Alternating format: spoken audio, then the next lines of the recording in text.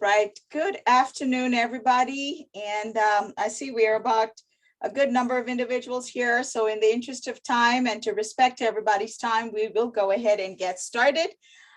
Again, good afternoon. I'm Martha Verghese, and I have the honor and privilege of welcoming each of you as the Department Chair for Food and Animal Sciences to our annual Black History Month celebration.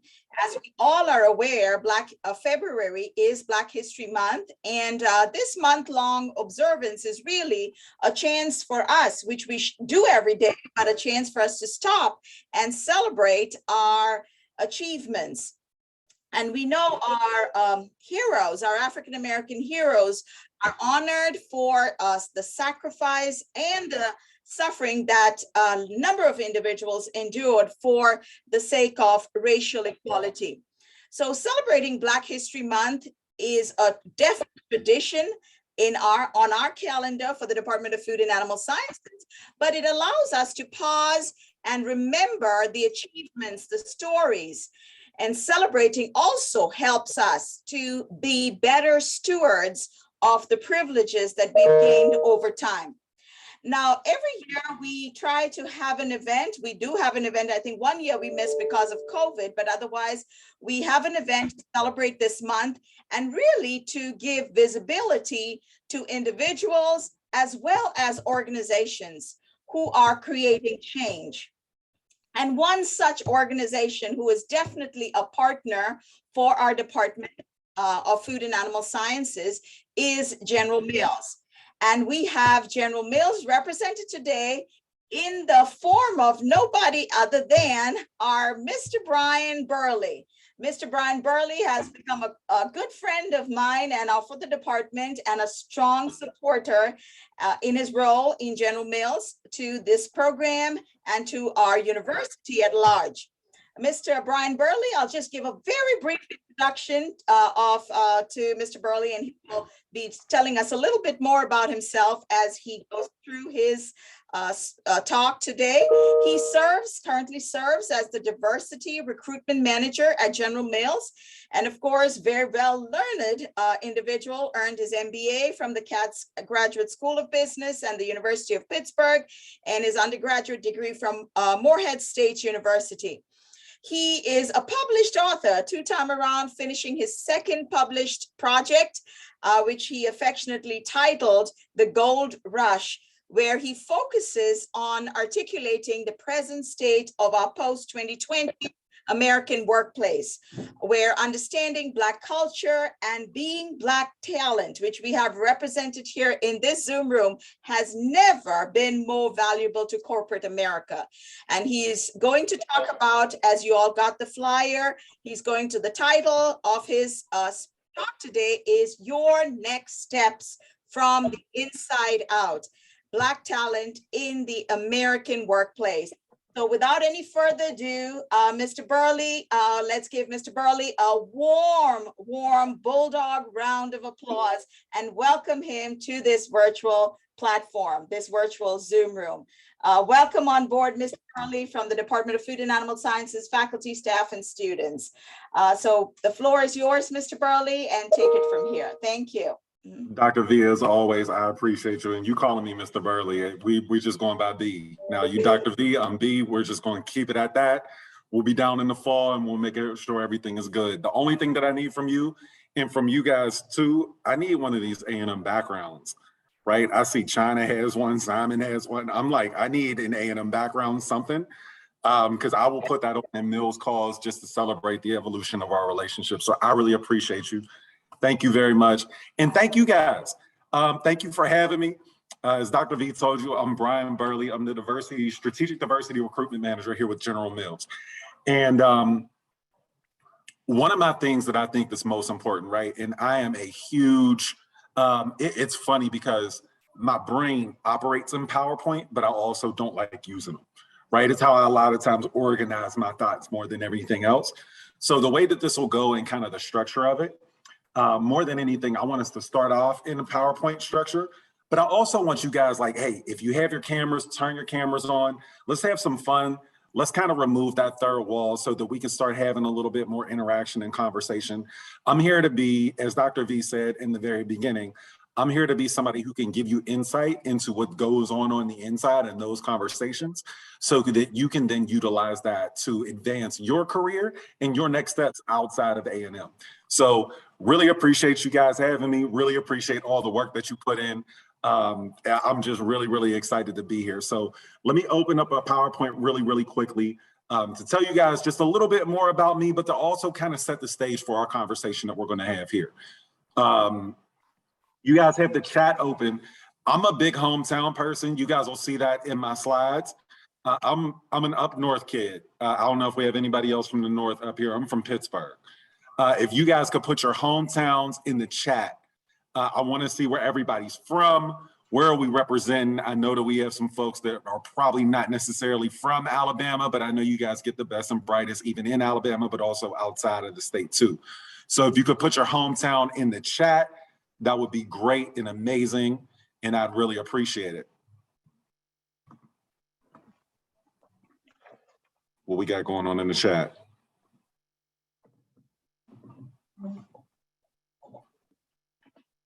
All right, let's see. Alabaster, Jacksonville, Detroit, Atlanta. My sister lives in Atlanta. I got a special place in my heart for Atlanta, Georgia, and always will. That's where my son thinks he's from, because my sister lives there, and whenever he gets too upset with me, he says he wants to go back to Atlanta. So that's just basically my life in a nutshell. I love this. I love how we're representing Alabama as well. This is amazing. I love it. Is that Marion? Did I just see? Oh, Marion, Alabama. I thought I saw Marion, Indiana. One of my best friends is from Marion, Indiana. So I love this. Griffin, Georgia, Jacksonville, Phoenix City, Alabama, Twin City, Minnesota. So you know a little bit about General Mills, huh? Bob Wealth, you know a little bit about General Mills, right? We're up there in the Twin City area. And I'll tell you guys a little bit more about General Mills as well as we go through this conversation. But more than anything, I want this to be based around you and who you are and how I can provide value for you, right?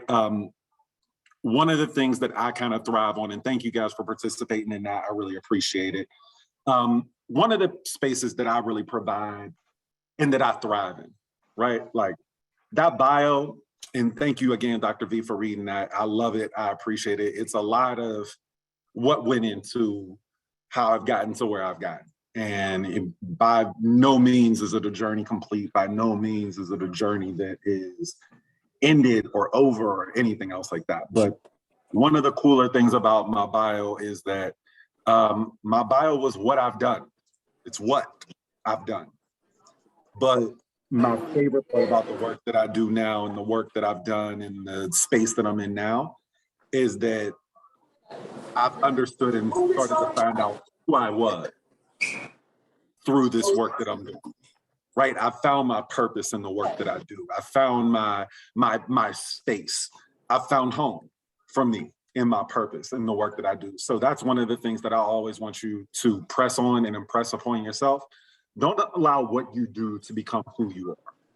Do it the other way around, right? Allow who you are to become what you do, right? And that allows you to have a lot more freedom. It allows you to feel a lot more peace and a lot more love in the work that you do. So I'm a huge person for just basic ground rules, right?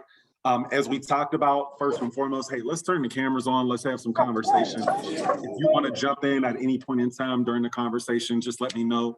And I am an open book, right? That's the one thing. I thrive in transparency. I almost said I thrive in transparency, right? But I thrive in transparency.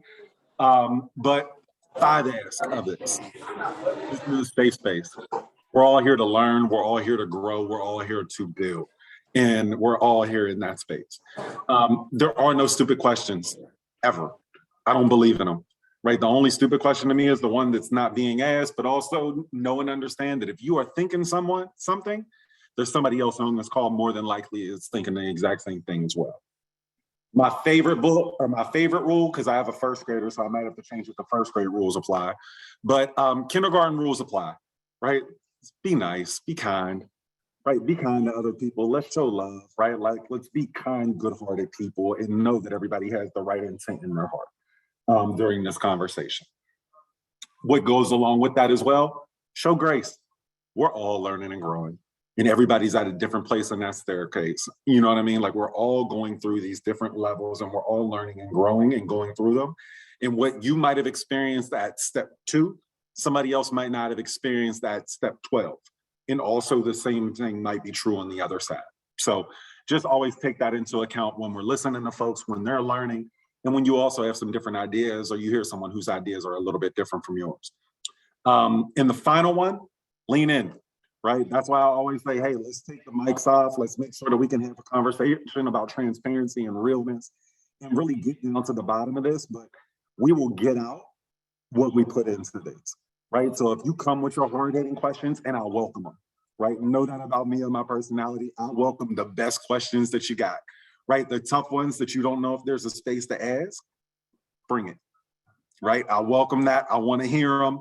I want to learn more about them. And I also want you guys to be able to really, like, more so than anything else that I thrive in the space of, I know you guys will see all these pictures and all these pieces of what I have going on here.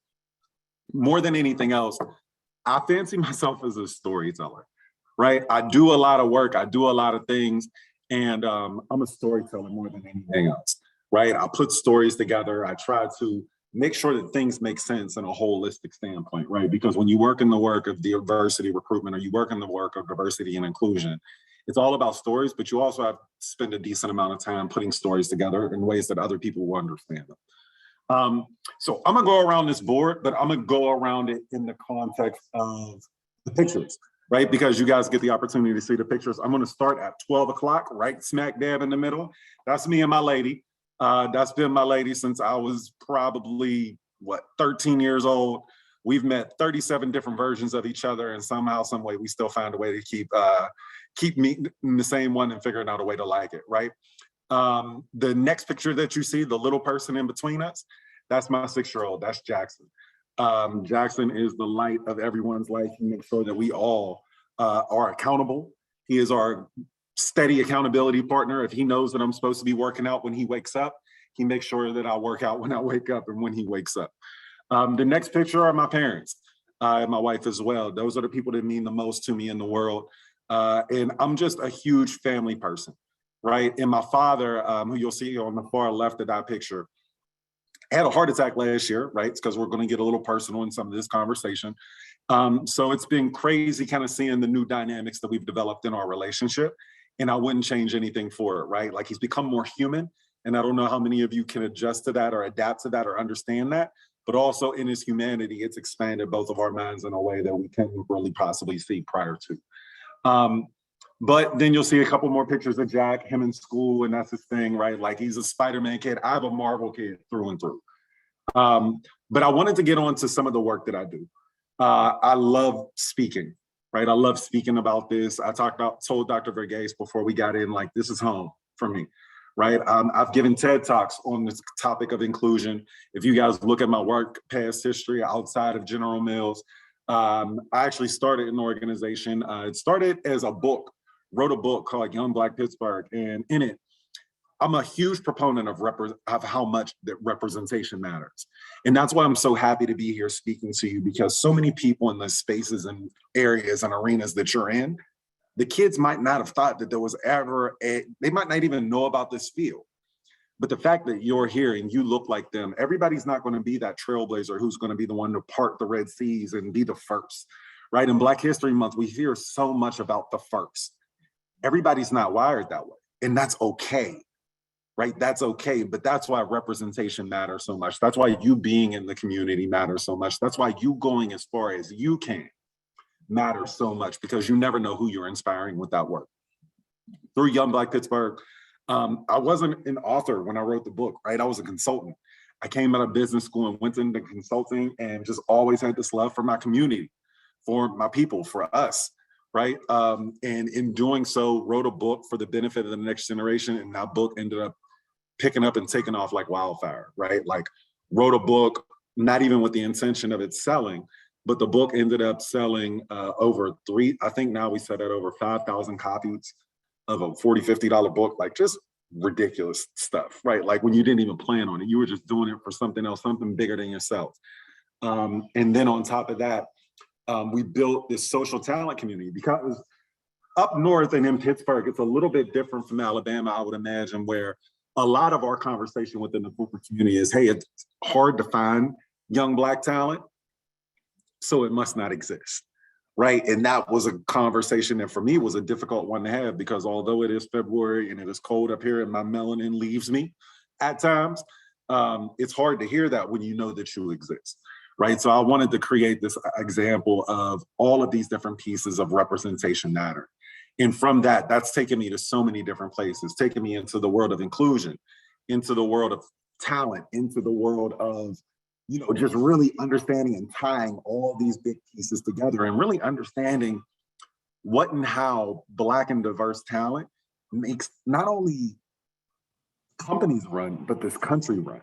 And it's only going to become more important, right? Your world, your weight in the American workforce is only going to get heavier, right? This country, these companies, in this world that we live in, this America that we live in, is as least diverse as it will ever be today. Tomorrow, the American workforce will be more diverse than it was yesterday. Know that, believe that, and I'll show you the stats that prove it, right? Just going back in, learning, right? Like went to Harvard Business School as well, University of Pittsburgh, got my MBA. And in the chat, if anybody knows, without Googling it, because I know we can Google stuff faster than we can think, where Morehead State University, what state it's in, I might have a gift for you at the end. I need it in like 10 seconds though, because I know we can Google real fast. So I'm gonna throw that in the chat really fast. So where is Morehead State University? I don't see that chat number moving. Do I see it? If you guys got it.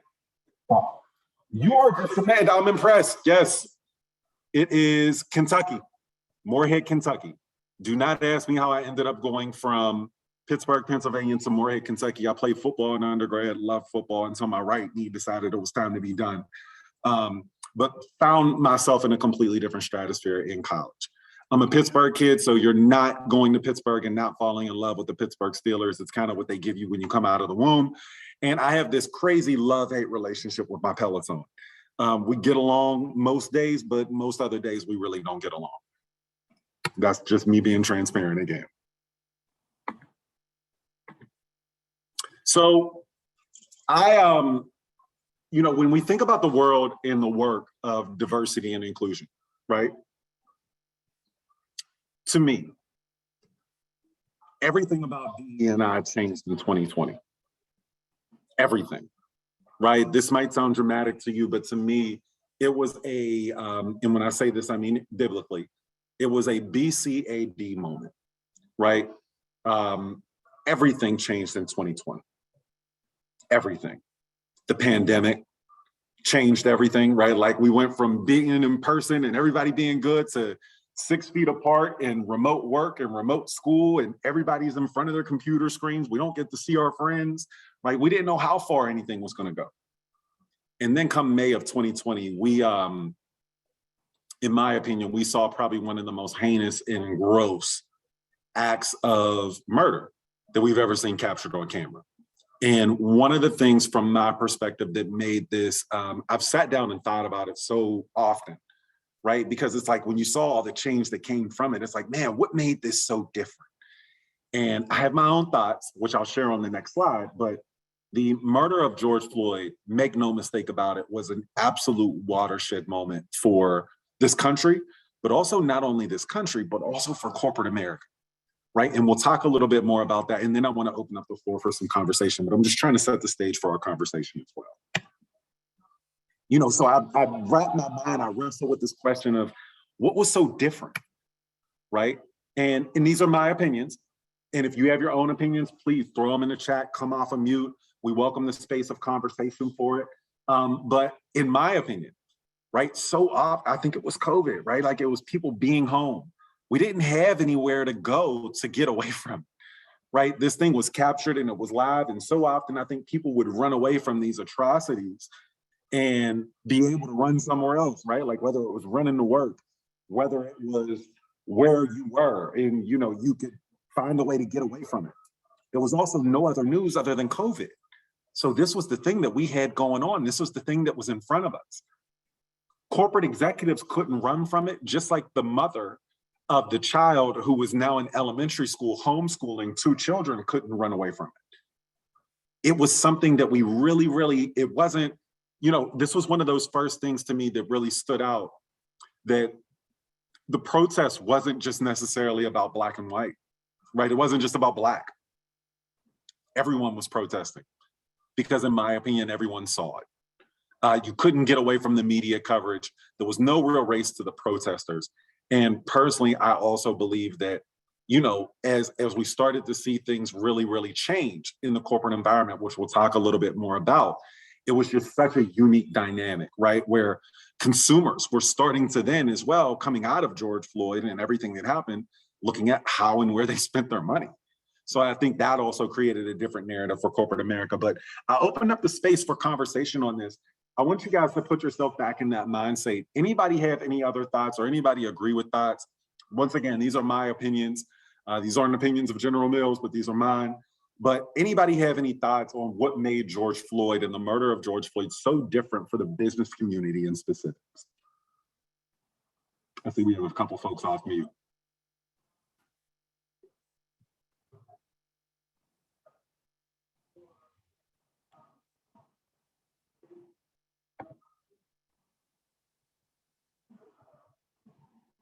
If you make me want to call on you because you've gotten all my answers. You've been in Minnesota, you've been in Kentucky, you've known them all.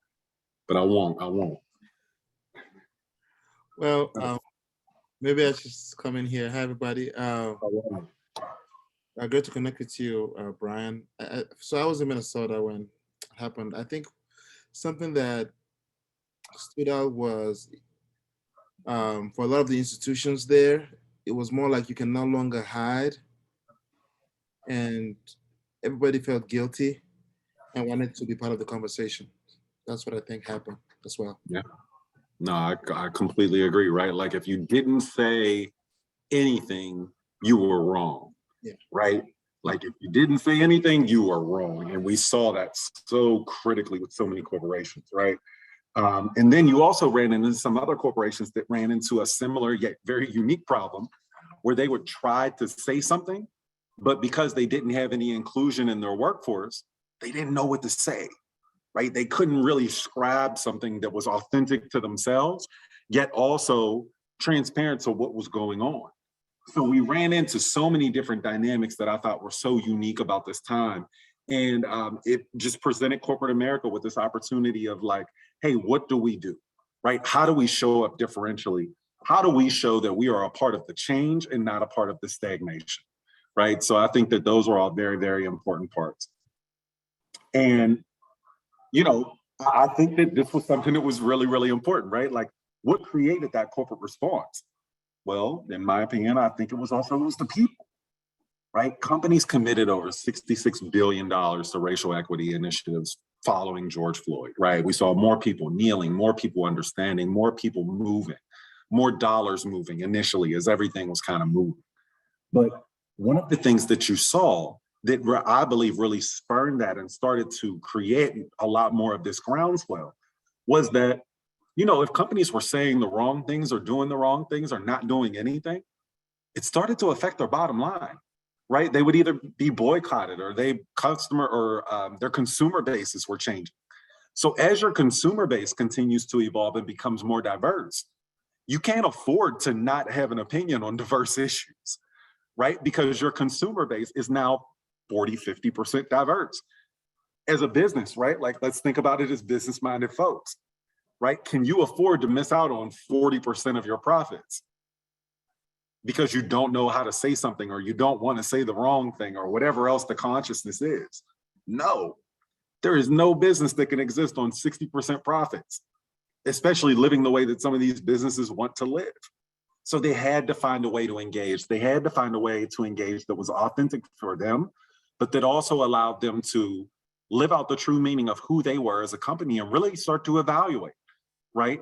One of the things that I see so often with this, and I'm going to talk about this as well, is as our country has continued to get more diverse, right? Because make no mistake, as you guys will see on this, this is some information from Brookings, where this is basically just population data, baseline things, right? Like population data. Why did this matter so much? Well, if you look at pre-baby boomer generation, which I would say is probably 85 and up, we'll say 85 and up. And then I represent the millennial generation, which is about 55, 45, non-minority to minority. So you can see right then and there, right? Like we're at about a 20% growth in minorities, right? Just overarchingly, when we think about total minority numbers, when we think about all of these things, right? As this country has continued to diversify, right? And then we think about the generations with the most people. The millennial generation makes up 50% of the workforce right now. Gen Z is coming into the workforce. A lot of you represent the Gen Z generation as well, whether you're on the top end of it in the Zennial capacity, or you're on the mid-tier where you're like a solid Gen Z, right? Like you've kind of grown up with social media and you know how all these things work and operate. But as our workforce, as our consumer bases continue to evolve and become more diverse, so do our workforces, right? So how does it feel if you work for the company that doesn't make a statement about the murder of someone who looked like you, when you see so many other companies being accountable to it and making statements? How does that make you feel about working there, right? Like, does it make you feel valued? Does it make you feel cared for, right? Like we work in a different environment now, right? And as diversity continues to become so much more a part of the conversation, right? As people of diverse backgrounds and minorities, quote unquote, continue to become so much more a part of the conversation, it allows for so many more of us to have so much more of a voice, right? And it really means that people have to be more accountable for how they go about this work. So this just kind of breaks down, right? Like when we look at seniors versus millennials, this is a little bit older data, but I'm just trying to show you guys, right? Like when you looked at that seniors kind of quote area, right? Like that 55 and above compared to millennials at this time in 2015, which was 18 to 34, 75% compared to 55%. That means if it was 4 out of every 5, now it's 3 out of every 5, right? Like it's a whole nother person that's more diverse, right? Like when we break it down a little bit further. And this just breaks it down about the cities and the different places. So I'm going to stop sharing my screen and open up the door for some conversation. But what I wanted to say now in my role, right? Like I'm going to be transparent. Diversity Recruitment Manager prior to George Floyd was probably a role that maybe under 5% of companies had as a role. I'd say probably I'm being a little bit aggressive with calling it 5%. 3, 2-ish, maybe, right? The understanding of what our consumer bases look like, the understanding of what our talent landscapes look like, the understanding of how to communicate to you is something that is such a core pivotal skill right now for companies that they realize that they don't have a lot of competency in. Where to find you, right?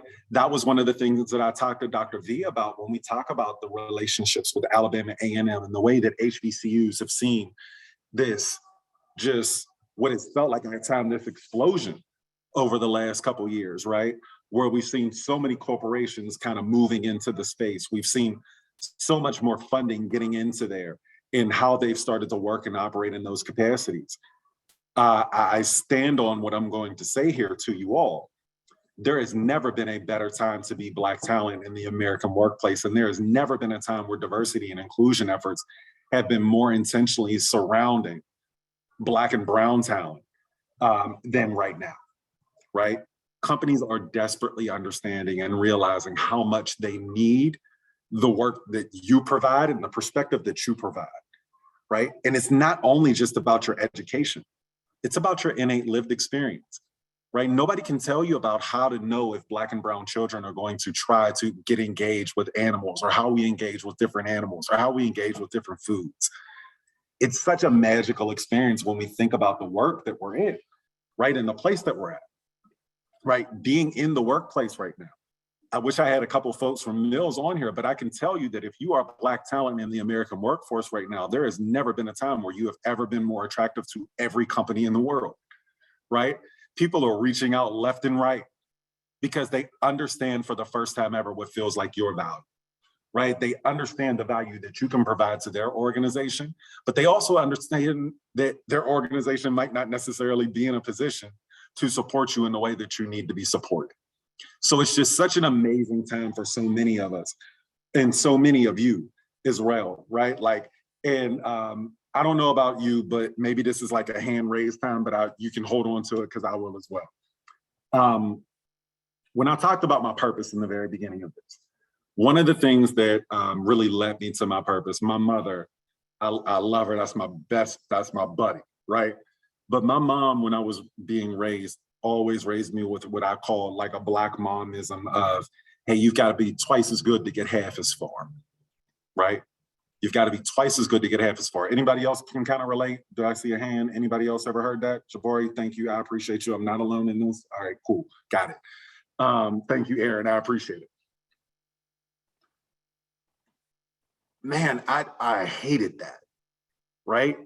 I just didn't like it, right? Because if I had to be, I didn't have a problem, and it wasn't being twice as good that I had a problem with.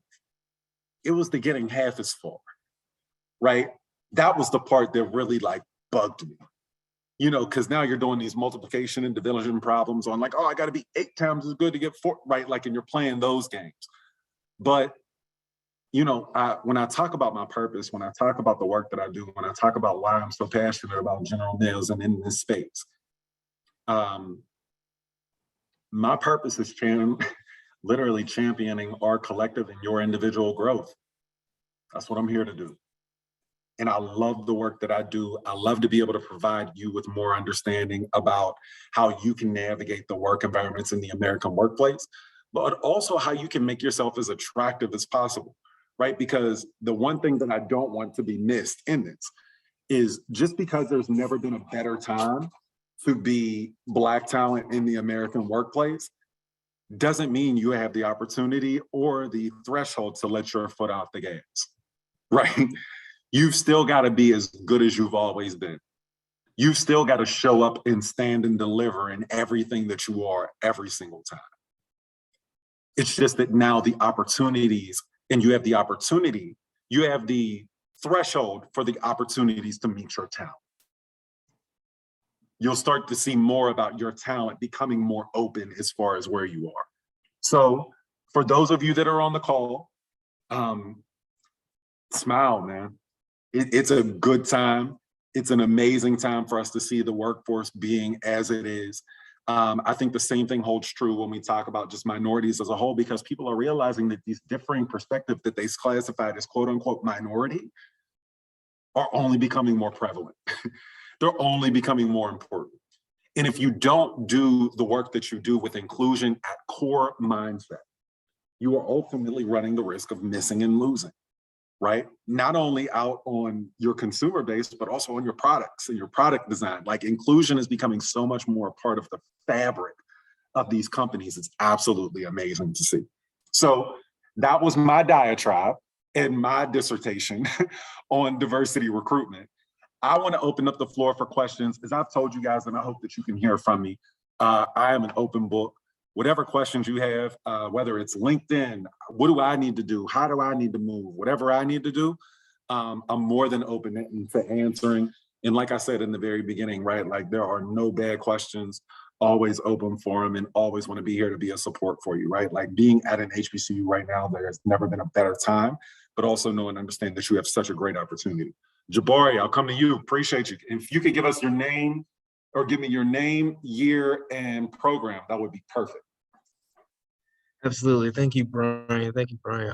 My name is Jabari Henson. I'm currently a graduate student here in the Department of Food and Animal Sciences, majoring in product development with my concentration. And my question is more of a, I guess, a statement that I want to say, you know, battling what you said about this being a great time for, you know, people of color and inclusion and things of that nature.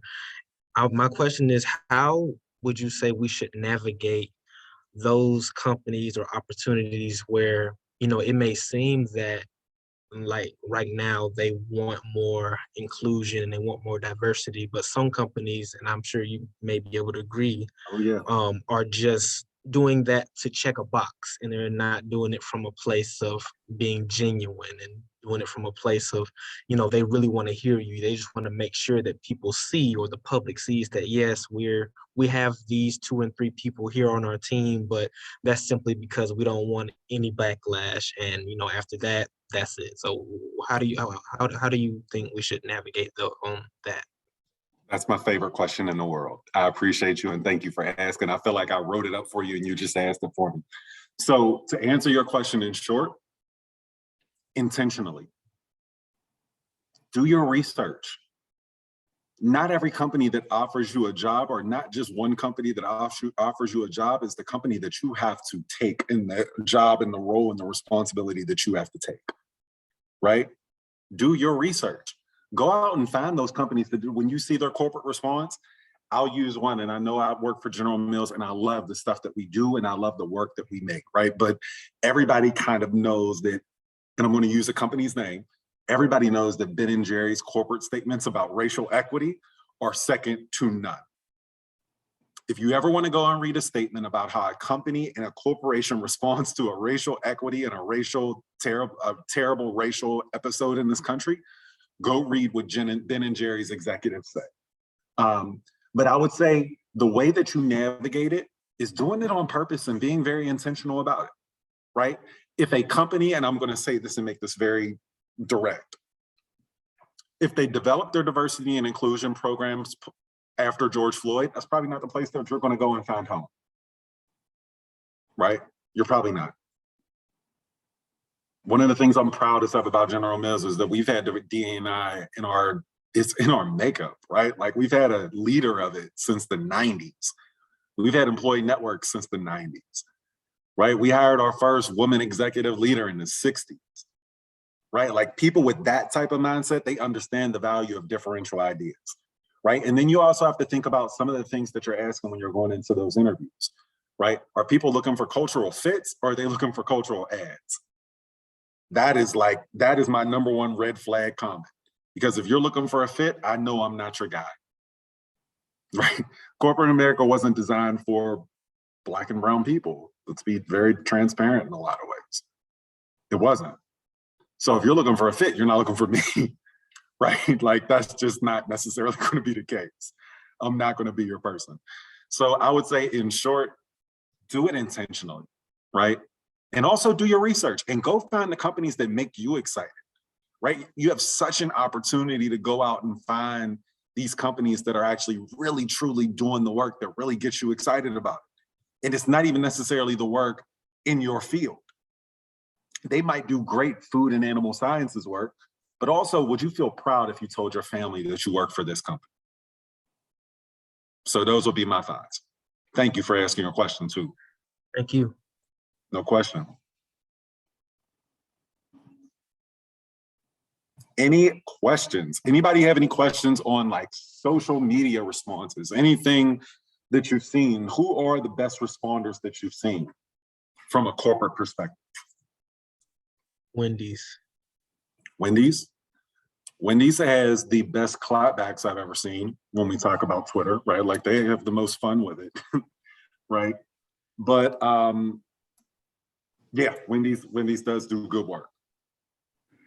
Anyone else with any other questions? Right, we've got some more. Hey, Aaron, how's it going?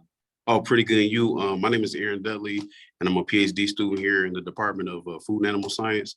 And the question I had was more or less along the lines of, as companies like General Mills and a lot of other CPGs are, moving towards, or opening up the opportunities for HBCUs. It seems to be, you have folks coming from the South, from like different backgrounds. They're coming to, places like Minneapolis and Pittsburgh, et cetera. And they're coming from this place that's predominantly African-American to a place that's, a place that's vice versa. So I guess, are there things in place where people that are coming from these places can transition into, like, the culture of the General Mills or other CPGs? Okay, love that question. So for one, in the negotiation part of the process, I'm going to answer your question in two separate ways, right? I'm going to answer the first way as if you are moving to this place And then I'm going to answer the second way in a different way during the interview process once you've been offered the role, right? So one of the things that you always want to look into, that you always want to ask questions about, are employee networks, right? Like, what does the infrastructure look like for underrepresented groups within the company, right? Is the infrastructure there? How long have they been going on, right? Like, is there a Black leadership network? We have the Black Champions Network at General Mills. And when I say it's deep, right? Like we're really excited because we get the opportunity to go out to the NAACP Image Awards this week as a leadership team, because we're representing the company there, which is awesome and amazing, right? But finding those abilities and ways and spaces that you can create and curate network and community, and asking those questions, right? Like, the work's going to get done, right? Like, personally, I have no worry about the work. I worry about people acclimating to the city, right? So being able to find out if they have employee networks, but also being able to find out if they have resources and if they're also partnering with other organizations that also exist within that space, right? When you think of the National Urban League, or other organizations like, I'll use my own, right? Like, other organizations like Young Black Pittsburgh in the area, right? Like, and how connected is the company into those? So that's the first part of my answer. That's if you already know that your role is going to require you to move. And I know that with a lot of food and animal sciences roles, you're going to probably have to be in a lab, right? Like, so you might have to move in some way, shape, or form. Now, the second part and the funny part to this as well, you have so much more leverage in this process than you think you do. So much more, right? When you think about remote work as an opportunity, that is real, right? Thinking about where some of the labs are, right? Maybe you don't want to move. Like, I know with General Mills, we have 23 plants all over this country. One of our plants is in Atlanta. Makes a little bit of a difference when you talk about moving from, Alabama to Atlanta and then from Alabama to Minneapolis, right? So if you can do those at a satellite location and still have the upward mobility, still have the opportunity, and also still have the, the user ability to make your own choices and live the life that's going to make you happy. Remote work as a lever for diversity recruitment is one of our top 3 levers, right? Like, my top 3 levers that I typically have conversations around are around title and level, right? Like, so what level do you come into the organization at? What's your title? What's it mean? All those different things. Second one is salary, right? People aren't playing right now, and there are a lot of companies that do the work really, really well that aren't really playing really, really fair, right? When you think about the Amazons, the Googles, the Metas, the tech companies, they're paying, and they're not, like, in my opinion, I can say it laughingly and jokingly, they're leading the way in diversity recruitment for a reason, because they are investing and over investing in the space. And they know that it's going to cost to get someone like Dr. Aaron Dudley, right? And they've accepted that, right? So there's that piece. That was the second one. And then the third one is remote location versus specific geographic location. COVID did away with a lot of in-person work. And then let's also be very, very frank and honest too, to this context. It costs companies more to move you. It just does, right? If you work remote, like, I'm in Pittsburgh right now. I haven't been to General Mills headquarters, and I've been with the company since January of 2021, right? My work gets executed, all that. But also, like, when you think about the amount of money that the company would have had to spend if they did move me to Minneapolis compared to being a remote employee, I mean, the cost savings is astronomical, right? It's literally exponential. So thinking about those 3 things, and know that you have more leverage in the situation than you think you do. And that to go back to Jabari's question as well, find the companies that are being very intentional about it, right? Like, find those companies and go and find those ones that you feel like you can find a home at. That answer your question? Thank you. Hello, Brian. Hello. I'm looking for your face. Hey, this is Robert McAdory. Robert McAdory. How's it going? Hey, how are you doing? Good. How are you? I'm doing great. Thank you for the presentation. It meant a lot. No question. I'm a graduate student at Alabama A&M University. And I have a question. You were talking about social media. Can you kind of navigate us through the dangers of social media and what companies are looking for? Do they investigate the post that you put out, do you find that being a trend with companies? And how would you go about conducting yourself on social media as a professional? Yeah, I think that's a deep, we could have spent a whole nother hour on that one, boss. Right. That's a fun, Right. that's a fun one, right? Because like I said when we first started this conversation, right? Like post 2020, this is a completely different world, right? Pre 2020, there was so much more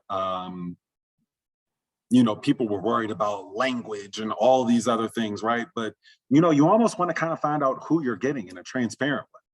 Right now, do I recommend cussing and doing all those other things and posting ways that you aren't, right? Like, probably not, right?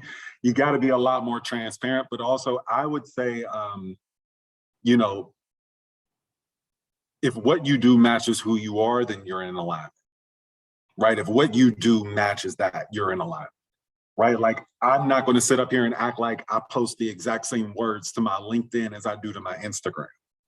Right? Like, that's just me being transparent. But also you have to find a way to create a level of transparency in who you are, right? Like, hey, does this thing matter to you? What matters to you?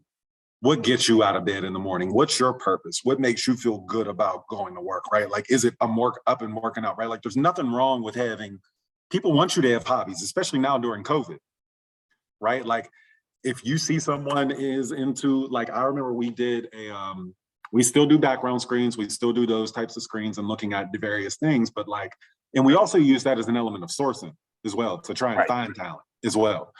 So someone having hobbies is an element of productivity when we look at the workforce right now and being a virtual and, you know, not in-person workforce, right? If you're up doing stuff before work starts, and it's productive work and you're busting out a sweat and, you know, and then you jump on your laptop and you're handling it, like, I know you're going to handle business, right? Exactly. So those are all good things. I think language is always going to be important. Politics is always dicey. I'll be transparent with you, right? Like, it's always dicey. It's always going to be dicey. Religion is the same way. And I think a lot of people from a recruitment standpoint try to stay away from those bubbles. Right, but you also want to find somebody who would be a great representation of the brand that you hold as a company, right? And the true brand and the authentic brand and the truth that you spill, right? Like, hey, if we're going to talk about a culture of learning and you're a person who learns and grows, I want you on my team, right? Like, if we're going to talk about somebody who's welcoming and I see you welcoming people, I want you on my team, right? Like, it's brand alignment. So that's more so what we look for more than anything else. Does that answer your question? Yes, sir. Thank you very much. Thank you. Hi, Brian. Hey, what's happening? My name is China Gross. I'm a master's student in the nutritional biochemistry lab, concentration in food chemistry. I'm actually graduating this semester and in the process, thank you. And in the process of looking for jobs after graduation, I try to use my social media really to try to get myself out there, show people what I'm doing. But how do you, like you say that you guys look on social medias to find people. How do you get that audience attracted to you? Like, how do I get you guys to come to my LinkedIn? Yeah, that's pretty much it. How would I get, say, General Mills to visit my LinkedIn profile? Find me. Find me. So that's one. I'm laughing and joking when I say it, but I'm serious, right? Like, this is still a relationship game, right? Like, finding companies, finding your next employer is still going to be a relationship game, right? But also, I think the hashtags that you use, people always kind of laugh and kiki about hashtags not having necessarily the same level of value. But if you're talking about LinkedIn, if your hashtags align with mine, I'm going to see them because I'm tapping on mine, right? But finding people and connecting with humans, right? Like, finding a company that you can align with, to go back to Jabari's question, find a company that you really align and feel good about. And then also find the people that are responsible for the work that you want to commit to, whether it's within the function or within HR, right? Like, those are the things that you really, really want to focus on and looking at those other scopes, right? Like, finding people, building relationships, sending notes. And then I'm going to be really, really transparent when I say this. My inbox is permanently in shambles, permanently, right? Like, I have messages upon messages. Please do not feel like you're being a bother, and please send more than one if I don't get back to you. Please, right? Like I depend on that sometimes, right? Because trying to keep up with my LinkedIn inbox at times is worse than my email inbox. Just honestly. Does that Okay, answer your question? it does, because I was kind of weary about adding people on LinkedIn that don't know me, because they would be like, I don't Send know a you. note.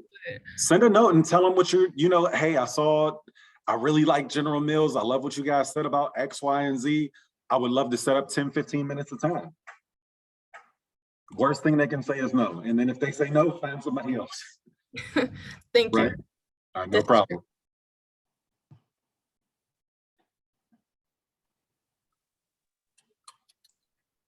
Hello, sir. Hello. So my name is Bob Welt. I'm an assistant professor here. I'd like to ask that you comment on opportunities for students with a major in animal biohealth sciences or animal sciences at General Mills. I think we have some students here who would like to know if you can highlight some of the opportunities that exist in General Mills, so they can tailor the experience here in preparation for such type of roles. That would be great. No, I appreciate that, and thank you much. So I think when we talk about a lot more about animal sciences opportunities, those will follow through our, has anybody ever heard of Blue Buffalo, the pet brand? Blue Buffalo. So we recently purchased Blue Buffalo. I think it was in 2021, 2020, I believe. I'll say 2020, just to kind of lean on the side of like length of time. We recently purchased Blue Buffalo. One of the things that Blue Buffalo is still in the process of like the merger and acquisition process with General Mills. So we're still kind of getting them up and running on a lot of different fronts. And one of those fronts is like internships, right? So Blue didn't necessarily do internships. That's a huge part of who we are as General Mills. So we're in the process of trying to build out a lot more of those internships with Blue Buffalo on the animal sciences and on the pet food side of the house. A lot more of our roles that you're going to see with Blue are going to be roles based on vacancies. What I mean when I say that is, if someone leaves a role, then we post the role. So we'll have that on all of our General Mills sites, but Blue Buffalo is going to be the primary focus for those. It's a great organization based out of Milford, Connecticut, or Milton, Connecticut, excuse me, but they're a part of the General Mills family, right? It just expanded our existing footprint when we talk about Wheaties and Cheerios and all that type of stuff into pet, right? So now we just, instead of getting food that you love, we also have food that your pet loves too now. Right? So finding opportunities on there. And then also, if you have any questions, please reach out to me as well. I welcome that.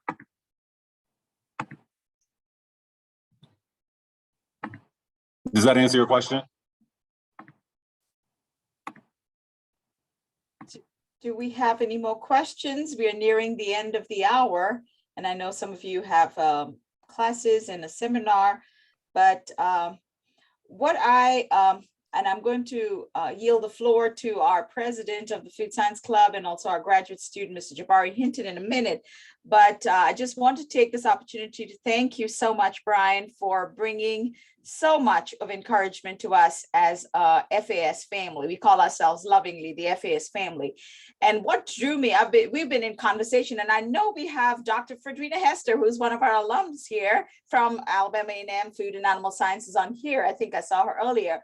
But Freddie, as we lovingly call her, when she started this discussion and brought Brian to the table, one thing that I really was drawn to Brian was his authenticity. I think when I speak with you each time and your passion for us as a Department of Food and Animal Sciences.